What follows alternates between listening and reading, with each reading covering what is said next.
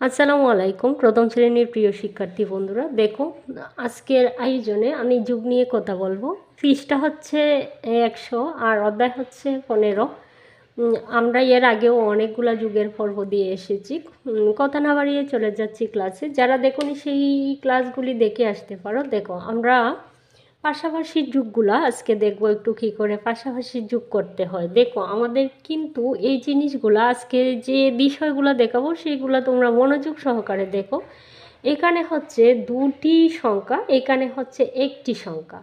তাহলে দেখো আমরা যদি কোনো অঙ্ক করি কোন দিক থেকে করি? ডান দিক থেকে। কোন দিক থেকে? ডান দিক থেকে। তাহলে ডান দিক থেকে আমরা আগে দেখে নেব যে এককের গড়ের সংখ্যাটা কোন সংখ্যাটা। তাহলে কোন সংখ্যাটির দেখতে হবে? যে এই সংখ্যাটির দেখতে হবে এককের গড়ের সংখ্যা, আর এই দিকে দেখতে হবে এককের গড়ের সংখ্যা। এককের গড়ের সংখ্যার সাথে ডান দিকের এককের গড়ের সংখ্যার মিল হবে।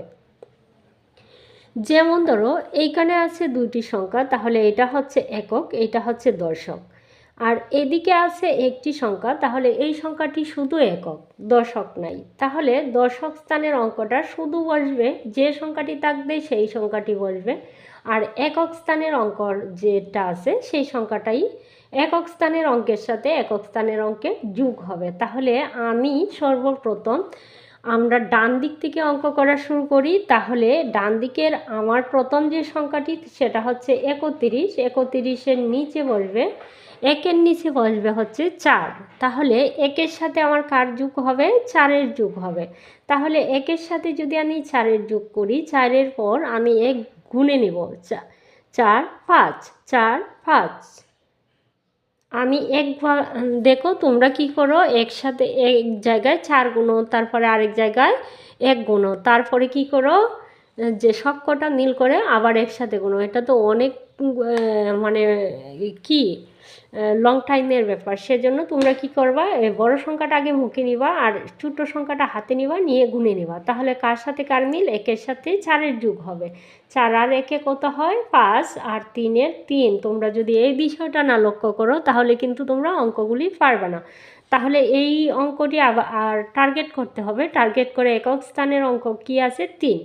3-এর সাথে কার যোগ হবে? 6-এর হবে। তাহলে 6 7 8 9, এখানের সংখ্যাটি হবে 9 আর 4-এর 4। এইদিকে কি শূন্যের সাথে কার যোগ হবে? 2-এর। তাহলে এখানে হবে 2 আর 7-এর 7। এদিকে হচ্ছে 6-এর এককের গড়ে কি আছে? 2। এদিকে এককের গড়ে কি আছে? 5। তাহলে 5-এর সাথে কার যোগ হবে? 2-এর। 5 6 7, অথবা 2-এর সাথে তুমি 5-এরই করতে পারো, আর 5-এর সাথে 2-এর করতে পারো, সেটা তো আমরা যোগ করছি, অসুবিধা নয়। 5 6 7, যে সংখ্যাটি ছোটো সেটা গণে নেব আর যে সংখ্যাটি বড় সেটা মুখে নেব, ঠিক আছে? 7 আর কি আছে বাম দিকে হচ্ছে 6, 6-এর 6। দেখো এবার হচ্ছে তুমি এই বাম দিকে পাচ্ছ শুধু একটি এককের গড়ের সংখ্যা। তাহলে 4-এর সাথে কার মিল হবে? 1-এর। তাহলে 4 5, এখানে হবে 5। আর 8-এর সাথে দশকের কোনো সংখ্যা নেই দশকের গড়ে এই দিকে, সেজন্য 8-এর 8। এইখানে হচ্ছে 9, 9-এর সাথে শূন্যের যোগ হবে, 9-এর 9 আর 5-এর 5। দেখো দেখো এইদিকে আবার আছে 4, এদিকে 4। তাহলে 4-এর সাথে 3-এর যোগ হবে 7 আর 4-এর 4। আমরা আরেকটু বড় অঙ্কে চলে যাব। নিচের 130টায় নিচের যে অঙ্কগুলি আছে যোগ করি সেই অঙ্কতে আমরা চলে যাচ্ছি। দেখো আমরা এইখানে দেখো আমরা একক দশক দুইটি সংখ্যা পেয়েছি। একক দশক দুইটি সংখ্যা পেয়েছি। তাহলে এই সংখ্যাটি হচ্ছে আমার উপরের সংখ্যা, এই সংখ্যাটি হচ্ছে নিচের সংখ্যা। এককের গড় কোনটা? এটা। আর এদিকে একক কোনটা? এটা। আমরা কিন্তু সবসময় ডান দিক থেকে গুনি। এই সংখ্যার ডান দিক কোনটা? এইটা। এই সংখ্যার ডান দিক কোনটা? এইটা। কিন্তু মনে রাখতে হবে যোগের বেলা বিয়োগের বেলাও এই সংখ্যাটি হচ্ছে উপরের সংখ্যা। বাম দিকে যে সংখ্যাটি থাকে সেই সংখ্যাটা হয় উপরের সংখ্যা, আর ডান দিকে যে সংখ্যাটা থাকে সেই সংখ্যাটা হয় নিচের সংখ্যা, ঠিক আছে? দেখো তাহলে এইদিকে এককের গড়ে কি? 0। এইদিকে এককের গড়ে কি? 0। তাহলে ডান দিকে কোন সংখ্যাটি? 0। তাহলে 0 0, তারপরে 3, দশক হচ্ছে 3, 6-এর সাথে 3-এর যোগ হবে। তোমরা যদি এই দিকে 6-এর সাথে শূন্যের যোগ করো তাহলেই তো সব শেষ। তো এইটা করা যাবে না, কখনো করা যাবে না। তাহলে 6-এর সাথে কি হবে? 3-এর হবে। 6, 7, 8, 9, তাহলে এই ঘরের সংখ্যাটি কত হলো? 9। দেখো এবার বলো তো তোমরা কমেন্ট করে জানাও তো যে এইখানে 3 নাম্বার অঙ্কে তোমরা এক্ষুনি কমেন্ট করে জানাও যারা আমার ক্লাসে যুক্ত আছো, 7-এর সাথে কোন সংখ্যাটির সাথে কোন সংখ্যাটির যোগ হবে তোমরা বলো। দেখো 7-এর সাথে এইখানে 7-এর সাথে 1-এর যোগ হবে, তার মানে হচ্ছে 7 আর 1 8। 2-এর সাথে 4-এর যোগ হবে, 2-এর সাথে এর সাথে কার যোগ হবে? ডান দিকের সংখ্যা এটাও। 2-এর সাথে 4-এর যোগ হবে, তাহলে 4, 5, 6, তাহলে এই সংখ্যাটি কত? 6। দেখো এবার এইখানে হচ্ছে 5 একক, 2 একক, তাহলে 5-এর সাথে কি হবে? 2-এর যোগ হবে, 5, 6, 7, 7।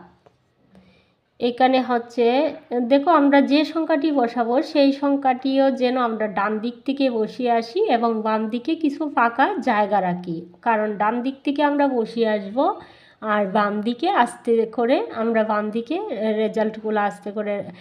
রেজাল্টগুলো বাম দিকে বসাতে থাকবো, ঠিক আছে? তারপরে বাম দিকের সংখ্যা দশক হচ্ছে 5, এইদিকে বাম দিকের সংখ্যা হচ্ছে দশক 5, তাহলে 5-এর সাথে আবার 2, 5, 6, 7, আবার হলো 7। এখানে হচ্ছে একক স্থানে আছে 0, এদিকে একক স্থানে দেখো আমরা শুধু ডান দিক থেকেই অঙ্ক করি, এটা কিন্তু মাথায় রাখবা। তাহলে 3, তাহলে 3-এর সাথে 0-এর যোগ হলে হবে 3। তারপরে যে সংখ্যাটি আছে বাম দিকে যাব সেই সংখ্যাটি কত? 5, 5-এর সাথে কত যোগ হবে? 2-এর, 5, 6, 7, তাহলে আজকে 7। আমি আশা করি তোমরা এই অঙ্ক 100 পৃষ্ঠায় বইয়ের মাঝখানে কিছু যোগ করি, উপর নিচ কিছু অঙ্ক দেওয়া আছে, সেই অঙ্কগুলি আমরা এখন করব। দেখো 1 নম্বরে দেওয়া আছে 4-এর সাথে আমাকে 3 যোগ করতে হবে, 2-এর সাথে 1, তাহলে একটি সংখ্যা শুধু গুনবো হাতে, 1, 2, 3। এই 4-এর সাথে আমরা ডান দিক থেকে যোগ করি, তাই 4-এর সাথে 3-এর, 2-এর সাথে 1-এর যোগ হবে। তাহলে 3 আমরা গুনে নিব, 1, 2, 3 হাতে গুনে নিলাম, 4, 5, 6, 7, এই যে 4 আছে তাহলে এই 3টা যোগ করে নিব, 4, 5, 6, 7, তাহলে এইখানে সংখ্যাটি হচ্ছে 7। এইখানে দেখো একটি ছোট্ট সংখ্যা হাতে গুনে নিব, 1, ছোট সংখ্যা কোনটা? 1 গুনে নিলাম, তাহলে 2-এর পর 2, 3, 2, 3, 3 হয়ে গেল।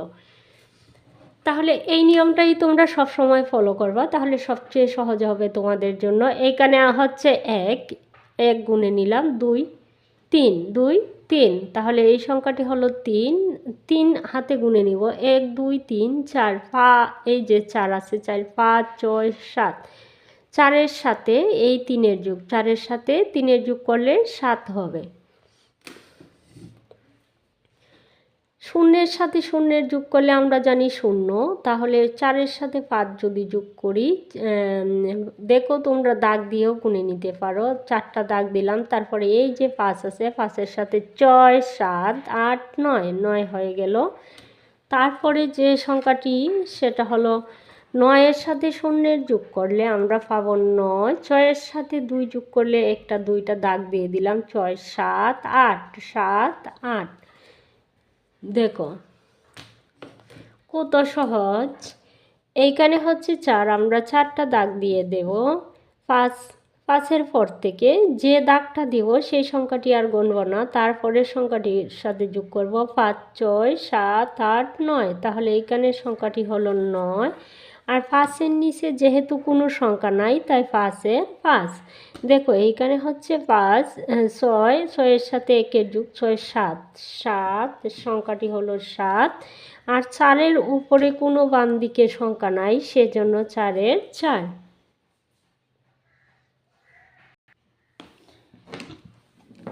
এখানে 2টা অঙ্ক দেওয়া আছে।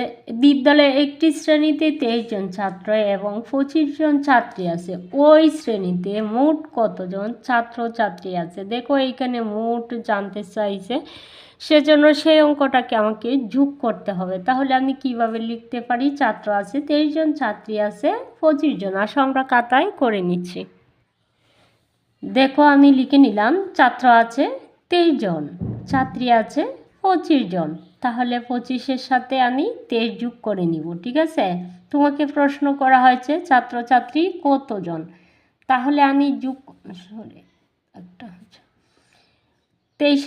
3-এর সাথে 5 যোগ করলে হয় 8, 2-এর সাথে 2 যোগ করলে হয় 4, তাহলে 48 জন। মোট ছাত্রছাত্রী আছে কতজন? 48 জন। উত্তর কত? 48।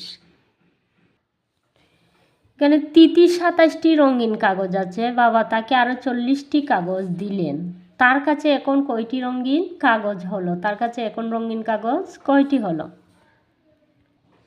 তাহলে সেই অঙ্কটি আমরা করব এইভাবে।